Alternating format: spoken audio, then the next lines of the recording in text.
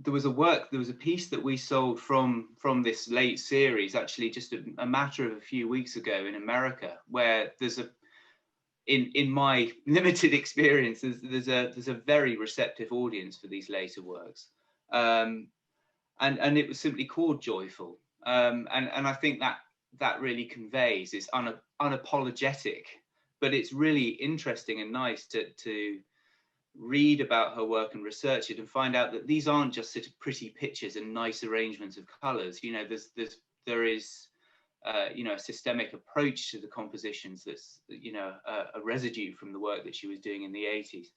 And again, of course, the synesthesia condition just adds another layer of interpretive meaning over the top. So that they work on a lot of levels, which is always rather nice when you can when you're assessing artworks. You know, you can. And I think, Jenny, that you probably say that, you know, it wasn't just the painting, the fact that there was also towards the end of her life her the prints that she did with Grohl Press, which really meant that she could keep working right, you know, pretty much to the end of her life. It gave her, again, even more freedom, didn't it?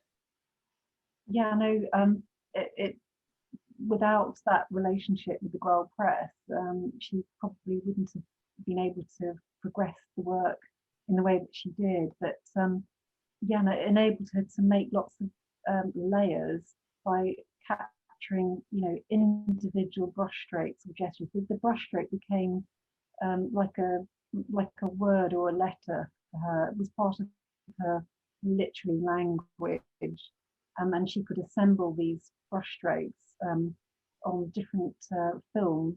So I think sometimes there were 15 layers in a print. But I did read that she it allowed her more spontaneity. So, you know, she on occasions would just throw these sheets of brush marks into the air and let them just fall on the ground. And that, you know, was a lovely way of incorporating chance into some of her compositions. But it just, as you say, it just enabled her to be incredibly prolific at a time in her life when it was physically actually quite difficult, you know, for her to make so much work. And I think, you know, it must be wonderful her just having that recognition, or I guess re-recognition, you know, towards the end of her life. Some people, that was the first work that they really discovered by her, with those Scorpio pieces. And I certainly remember when I first joined the Fleming collection in '96, I think, you know, the works that and the exhibitions that I was going to, you know, were those later works. And it wasn't really till after her death that I properly got to grips with the full range of all the things that she'd done over her 7 decades. And Jamie, I know you said you've been using, I can see you've got Ginny's book propped up in the background on your bookshelves. But, you know, for you as a sort of dealer and, you know, now showing Winnie's work, I guess, you know, how useful is it for you in terms of what the Trust has been doing and publishing new books and writings? You know, how does it help you in terms of sort of understanding her work? Or I think on a I know this isn't quite what you mean, but on a very basic level, you know, the books on Wilhelmina Barns-Graham, there would be no relationship between the Barns-Graham Trust and Waterhouse and Dodd were it not for the books, because my introduction to Geoffrey all those years ago was through Lynn Green, who I had asked to do an essay for a different catalogue, and we were talking about Barns-Graham, and actually I remember meeting everybody at the Fleming collection one evening there. So it's on a very sort of prosaic, basic level. They're quite critical, really. But I think the important thing is that if, you know, it adds to a general consensus of importance and worth. And I think if you have respected authors like Lynn and of course like Jenny, who are writing, taking the time to write such detailed accounts of an artist's life, that really helps our collectors and the clients that we have, you know, and the confidence in that they're buying something of genuine worth. So, you know, it's again, museum shows are, you know, very useful in all of these sort of things, but the book is permanent. It's something that's always on a bookshelf. So yes, in that sense, it's terribly important. But also on a personal level, I never knew Willie, you know, I never got to speak to her. I never got to discuss her work. So for me, the books are a vital intro, you know, and as a dealer, it's not just Willie's work, it's any artist's work. You know, you're always learning, you're always trying to get more information and studying these artists. And you know, these new books as they come out just provide really, really valuable insight for me, you know, on a personal level, which can translate into a professional environment as well. So yeah, vital. Well, also I think, you know, in a way, going back to some things that Ginny and I were saying, you know, earlier about sort of women, Willie's life, you know, as a woman painter in that time. And I think it's really important, obviously, during the early period of her lifetime, all those sort of catalogues or essays were written by men about her work. And I think it's very important that we get lots of different voices of people looking at her work, people with different life experiences, more women are writing about her,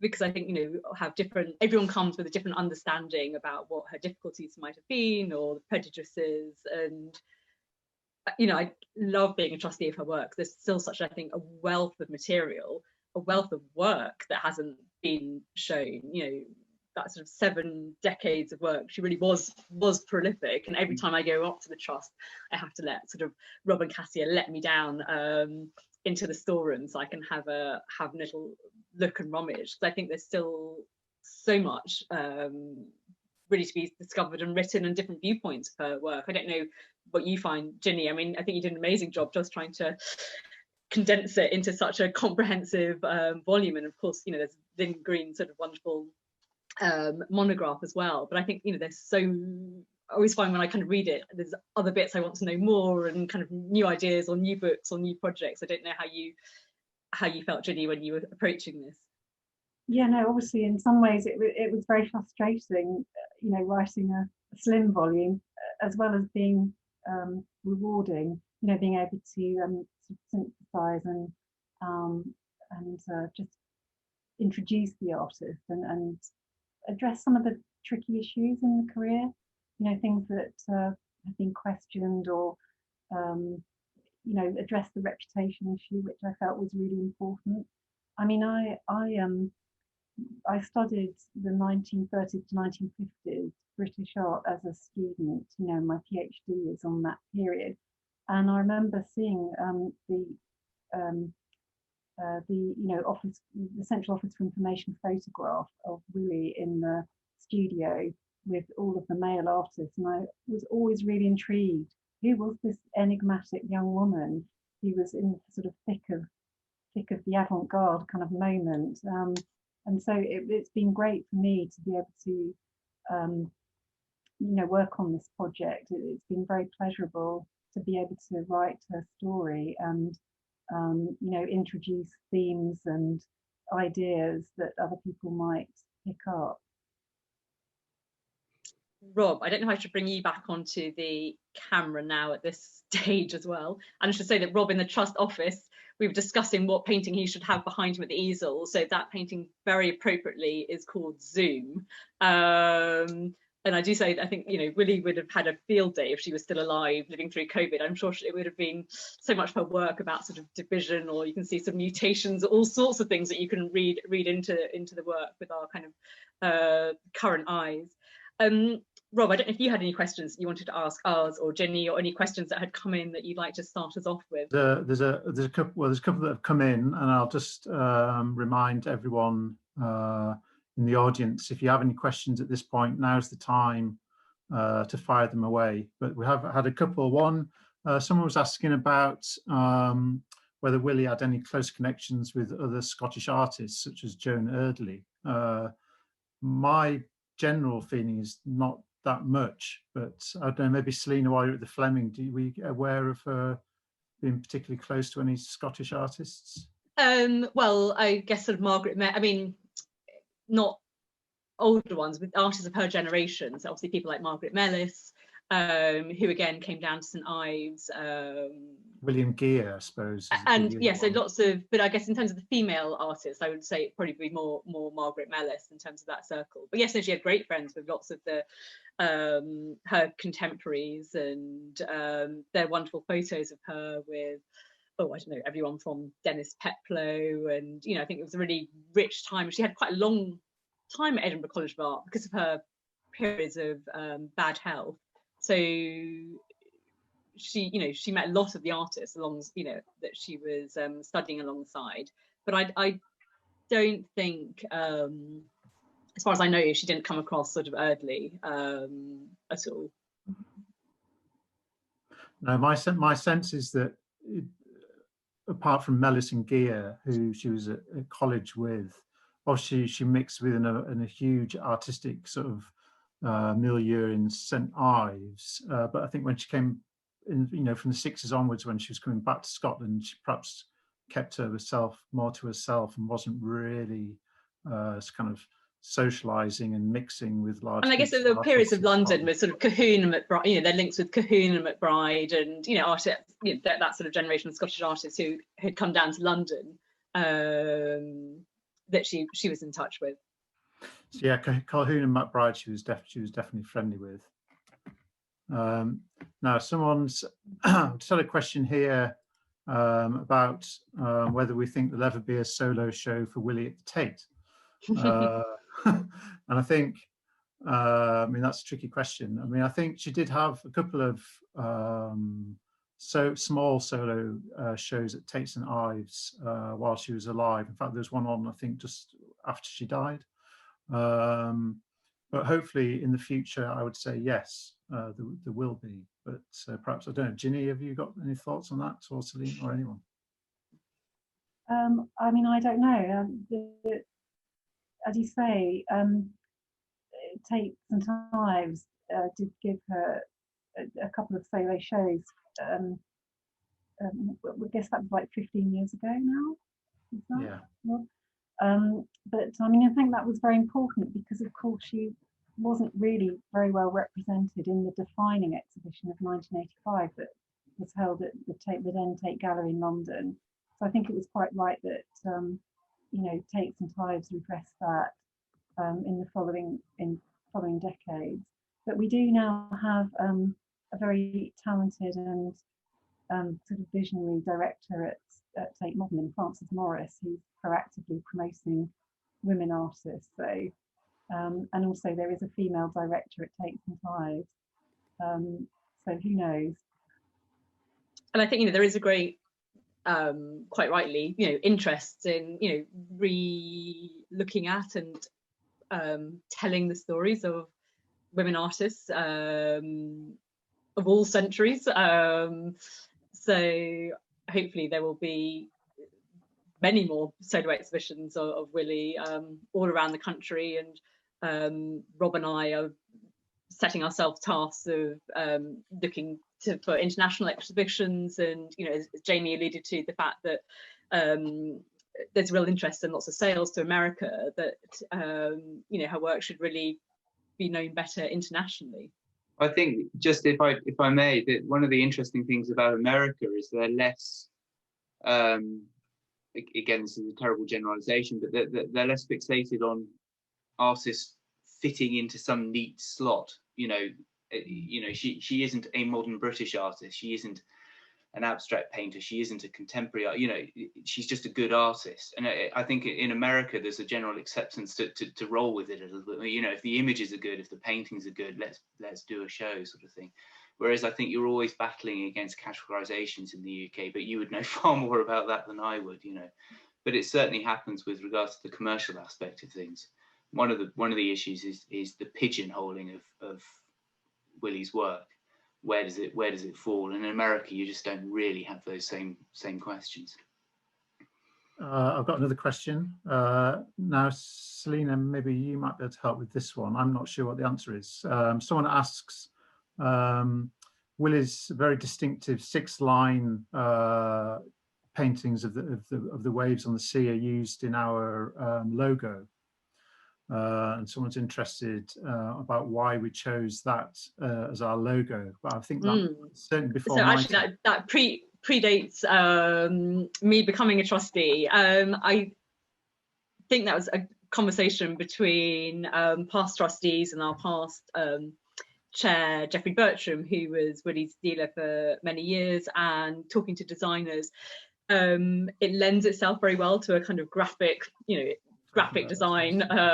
Yes, Rob's holding it up. I'm not sure you can properly see, but it's that sort of work. Yeah, but the beauty, I guess, of sort of doing a little logo was something that would be simple and graphic, but also like graphic simplicity.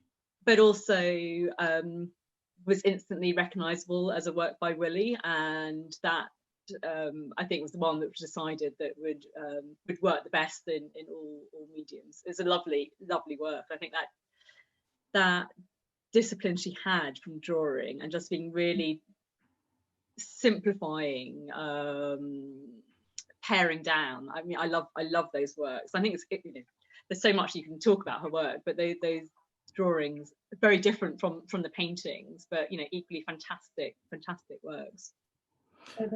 Now I've got another question. Now, Ginny, I know you've written about Ben Nicholson in quite some depth as well. And someone's asking where they can read more about the sort of relationship between Nicholson and Willie, but I'm not sure there's anywhere treats it in great depth. But perhaps can you comment on that? No, I mean the exhibition catalogue from the Tate's retrospective in 1992 that was curated by Jeremy Lewison, who is a genuine Nicholson expert. And I was fortunate enough to be his assistant curator on that exhibition and did some work on the catalogue. I mean, that would be a starting point. There will be something in there definitely about her relationship with Ben, but as you say, I don't think it hasn't really been fully explored. Although, in the literature, as I mentioned, she has been sort of dismissed as being one of his disciples or followers or protege. But actually, what I found interesting when I was writing the book is that it was quite clear to me that she was equally influenced by Gabo, if not more, and also Barbara Hepworth. There's so many. That's something I'd like to do more work on, is the relationship between Hepworth and Willie. Because I think in some ways the the artistic relationship with Ben is more superficial, because they both liked crisp, kind of refined architectural lines. They both had that similar kind of aesthetic as artists. But I think in terms of ideas, you're just as interested in Barbara Hepworth's work. So yeah, sorry, I can't really give you any more tips. No, that's fine. I just wanted to mention also, just to go back to the question about the Wilensky book, being in Willie's library, I managed to find her copy in the library. So this is the book that Ginny mentioned earlier, Wilensky's Modern Movements in Art, and this is the spread which reproduces Barns-Graham. So Pierre Soulages, William Gear, and Barns-Graham at the top. So that's the book we were talking about earlier on. Rob, I'm aware that I think we get abruptly cut off, don't we, at the end of our hour? No, we don't actually, okay, but, fantastic. That's good. I was sort of worried about sort of chairing it and keeping it to time. That's good. I just want to give everyone a last chance to ask a question. But I think I saw Jamie busy getting a book off his shelf. I think I found the book that Jenny was alluding to, the Tate catalogue from. I'm afraid I don't quite have the time to sift through it right now. One thing I wanted to sort of ask or comment on, really, and it's a question for all three of you, really, in a way, was in that late period from 96 onwards, which is covered in the show Jamie's got on at the moment, the late work, which really kind of started from when Willie was in her mid-80s until she died sort of age 92, 93. I mean, she was very much then, it's strange because she was very much then a sort of contemporary artist. She was making new work every year. All the shows in London were all of new work. And it's, I don't know, I think it's not that long ago, that she only died it's nearly 20 years ago, but that work still seems so fresh and contemporary. And I think it's tempting to think of her as a sort of artist from the 40s and 50s, but then there's a leap to this sort of contemporary, very contemporary work. And I just wonder, I'm not sure what the question is really, but you know, well, I think I think as an artist, it is fascinating just having that, you know, 70 years, that body of work. And I guess I discovered her from her late work, those sort of Scorpio works and bits and things. Yeah, that was, I think, my first introduction to her work, and then slowly going around museums and galleries, you know, seeing earlier pieces. For me, I don't think I really saw those early works until we did the Scottish artist from St Ives exhibition that we had in 2012, that retrospective. I think for me that was a real breakthrough in my understanding of Willie. Yeah, I think it's sort of a question about age and how it's, you know, it's quite unusual for an artist to produce a very new sort of body of work at that age. I'm not sure it is. I think that, you know, in art history we have all kinds of artists, and there's certainly quite a number of artists who really kind of blossom and make their strongest, most incredible work in the very last stages of their careers, you know, rather than the young, bright stars who burn out. There's plenty of examples in art history of amazing artists who really only kind of hit their fantastic stride right at the end. And remember that I think she was really inspired, wasn't she, when she visited the late Picasso exhibition in the late 1980s, and was really struck by the just the vitality and the daring of his really late work. And I'm sure, you know, maybe well, hell, you know, this is it. I've only got X number of years left. I'm just going to go for it, and she did.